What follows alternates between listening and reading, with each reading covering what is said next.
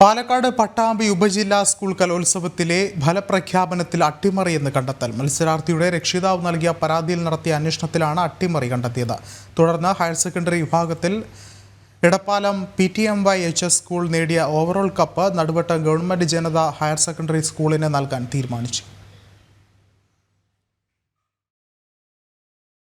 പട്ടാമ്പി ഉപജില്ലാ കലോത്സവത്തിൽ higher secondary വിഭാഗത്തിൽ Edappalam PTMYHS school overall cup നേടിയെങ്കിലും ഫലപ്രഖ്യാപനത്തിൽ അട്ടിമറി നടന്നെന്ന സംശയം തോന്നിയ രക്ഷിതാക്കളിൽ ഒരാൾ വിവരാവകാശ പ്രകാരം ലഭിച്ച വിധിപ്പകർപ്പും വെബ്സൈറ്റിൽ അപ്ലോഡ് ചെയ്ത ഗ്രേഡുകളും തമ്മിൽ പരിശോധിച്ചപ്പോഴാണ് അട്ടിമറി നടന്നതായി കണ്ടെത്തിയത്.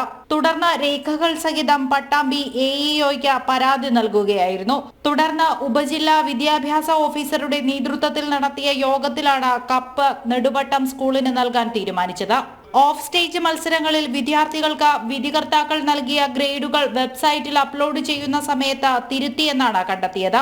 ഇത്തരത്തിൽ A ഗ്രേഡ് നേടിയ വിദ്യാർത്ഥിയുടെ റിസൾട്ട് വെബ്സൈറ്റിലെത്തുമ്പോൾ ബോധപൂർവമായി B ഗ്രേഡിലേക്ക് തിരുത്തിയെന്നായിരുന്നു പരാതി.